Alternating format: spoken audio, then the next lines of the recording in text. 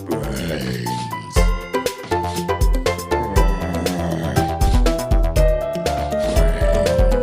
The fourth beta, also known as the Element 1+1 test for PvZ 3C, was a closed beta test, meaning not every person in the world could play it. Only a small amount of people. Thankfully, some of the staff for the Floral Federation Discord server were giving out codes, a part of a giveaway, and I was one of those lucky people. And I will be reporting my findings.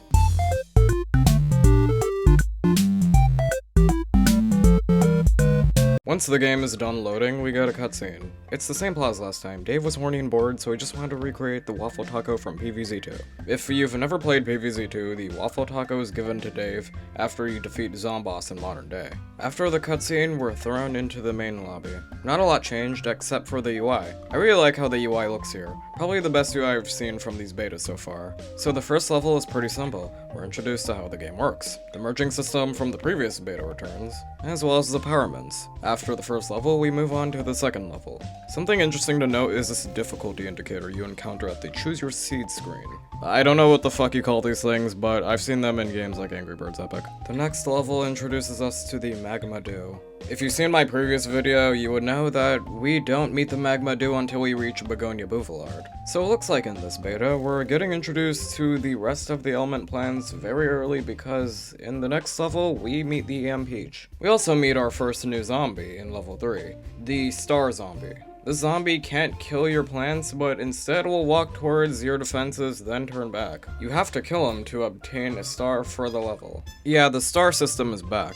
Glad to see it return. This time you have to complete 3 different tasks to earn stars, with killing the star zombies being one of them. You can even get some cool rewards if you collect a certain amount of stars. This reminds me a lot of Endless Edition's star system. Certain levels will spawn loads of sun for you to collect. There's also this icon you can click on that automatically collects sun for you, for a limited amount of time. This actually helps a lot in later levels that spawn zombies to the point where the level is just infuriating to play. Speaking of infuriating to play, that's my biggest complaint with this beta, the constant zombie spam in levels. There will be levels that drop large amounts of zombies, sometimes not even giving you enough time to prepare your defenses against them. And they always spam the worst and most annoying fucking zombies to the point where the levels feel impossible to beat. I like challenge in games, don't get me wrong, but there's such thing as fun challenge and just annoying challenge. The Gumbot from the 2024 soft launch of PvZ 3 makes a return in this version, but it's not in a lot of levels. I think the Gumbot would be a good addition to this game because it can actually help fight against the zombie spam in later levels. The final level in Campgrounds has us face Dr. Zombos. Yes, we have an actual boss fight that isn't just a giant and more annoying version of a zombie we encounter often in the game. There is some dialogue before the fight that actually has something to do with the plot. So Zombos is taunting Dave with the fact that he has the secret formula to the waffle tacos, and obviously Dave and Patrice need to take it from him. Before fighting the boss, you can plant your defenses. When you're ready, just press start to start the battle. So it's kind of similar to Last Stand. The bosses in this game work very similar to how they do in the 2020 soft launch. They can move up and down, and they have a pretty simple moveset. Zombos can release a shield blocking attacks. He can even pull out these 2 electric rods and electrocute your plants. Just naming a few of his mechanics. This level pre-chooses the bamboo shoots for us, letting us convert them into whirlwind bamboo shoots. They're very good for dealing damage to the boss and knocking back zombies. Anyway, we beat him. He shits out some dialogue about securing the waffle taco recipe from Dave and fucks off. Our next location is Beonia Boulevard. The fire plants play a big role here, and we meet some new zombies like the Superfan Imp. The Simp explodes when it encounters a plant. The All-Star Zombie carries over his purpose from PvZ 2, where he charges towards the lawn, but can be stopped when he gets in physical contact with a plant. Our next boss is Ballpark Frank, returning from the 2020 soft launch of PvZ 3. He doesn't look half bad here. I would say they did a good job translating his 3D design into 2.5D. Last time with Zombos we had to use the whirlwind bamboo shoots, but this time we have to use the kiwi fruits, using the magma dew to convert them into molten kiwi fruits. And they are very effective against Ballpark Frank. Our next location is, of course, the Research Institute.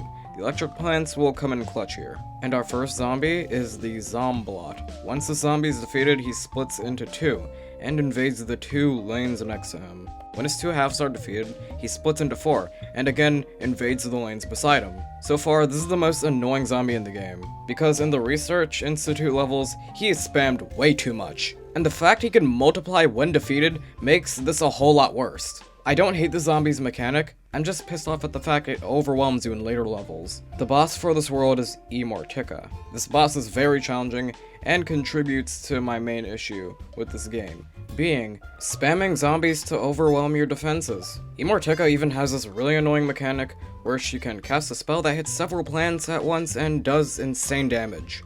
Those two things together make this boss a pain in the ass to fight. A lane of aloes are pre-chosen here, and we can transform them into electric aloes, but they're absolutely fucking useless against Immortica. Seriously, you will not need these for the Immortica fight. Two lanes of infinites will work better here, since the nuts linking with each other allows them to heal themselves. Immortica will sometimes spawn these imps. These are the Bride of Frankenstein imps. They don't do anything, they're the exact same as a regular imp. I did eventually beat Immortica and moved on to the fourth world, being the space-time Strongholds. So Dave and Patrice see Immortica escaping through a portal, so they follow her. Now they're chasing Zombos through space. So the space-time Strongholds contains 6 strongholds that each contain 10 levels that would make a total of 60 levels containing zombies from the previous 3 worlds. Each stronghold is themed after a specific world. For example, the first stronghold is themed around the Campgrounds and features zombies and the boss from Campgrounds.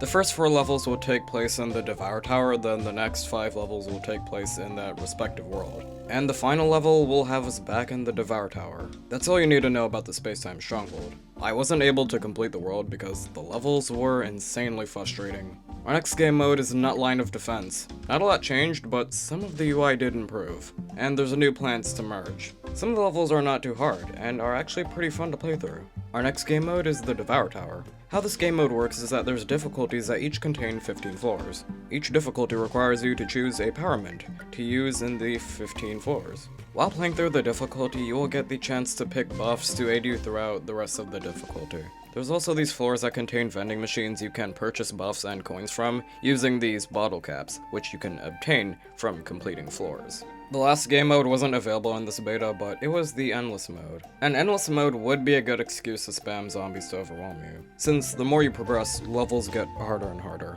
If zombie spam will be anywhere in this game, it should be here. For some reason, this beta has microtransactions, which is very weird in my opinion because I'm not sure if the people paying for these will be refunded when the beta is over. Obviously, you won't have everything you purchased when the game releases because this is an unfinished build. Really strange addition. The Gacha returns and the banners and UI look very appealing. I even like some of the new animations you get for when you obtain a new plan. This time, instead of using potions to roll plans, you use Gacha tickets. The potions are still in this version, but they serve a different purpose. We'll get to that later though. Something I noticed with the vending machine in the background is that I think I can see actual PvZ toys inside them. I've never seen these pieces of PvZ merch before, so if anyone knows what these are, then please let me know. Fruits are used along with coins to upgrade plants. Certain fruits can upgrade certain plant types. For example, red attacker plants like Cactus Ball will use red fruits, and defense plants like Lychee will use purple fruits. There's mail in this game. We don't get a lot, but it's here. The almanac returns, but nothing changed. The inventory returns, but nothing really changes with this one either. This version has a shop where you can purchase stuff with either real money or in-game currency. The collections got a small overhaul. This time you can upgrade collections using other collections. There's a battle pass, which again, why is there paid content in an unfinished build? Who is spending money on this? I understand there are free rewards you can get by completing missions, but why would I pay for something I wouldn't keep in the full build? The weird mission thing from the previous beta returns. And the Zen Garden is also here, but with some small changes and improvements. You can buy essentials like flower pots and boosters for your garden. This bag generates marigold seeds, and pressing on it will grant you seeds. These seeds let you plant marigolds on the pots. Using the water can speeds up the growth process for the marigolds. Something interesting I noticed is that sometimes when you press on this fishing rod, it will actually grant you a reward. I also noticed you can click on this rock right here, and you'll see a little fish jump up and down. I just thought these were some pretty cool Easter eggs. The daily missions got an overhaul, where this time instead of completing missions for seeds and gems, you're either completing missions to obtain fruits, watering cans, and collections, or potions and collections. The potions are now used for plant awakening. How this works is a plant can have up to 5 potentials. These potentials are enhanced combat abilities for the plants. You also have to use coins along with the potions. One final thing I will cover is the Save Our Seeds minigame. This was added in an update, and you could access these levels through previous levels you've beaten. It's just the Save Our Seeds brainbuster from PvZ 2, where you have to protect the endangered plants. It would have been nice if they added a little more to make this similar but very different from the Save Our Seeds in PvZ 2. And that was all the content the Element 1+1 beta had to offer. I only have 2 complaints with this beta, one of them being the zombie spam in later levels, and cutscenes lagging when playing. For example, this cutscene that would play in some of the Devour Tower levels. When it plays, it will only show me a small amount of frames before throwing me into the level. I like most of the stuff this game has to offer, but these 2 issues really ruin the experience for me. Gloomshroom sprites were found in the files for the game, so we might see them in the full release, which should be pretty soon. Just one more thing before I end off the video. If you like the content and want to see more videos of me covering obscure Chinese versions of classic mobile games, then please consider subscribing. I love making videos like this, and I don't want to stop anytime soon, so your support would mean a lot. Anyways, I got nothing else to say. That's the end.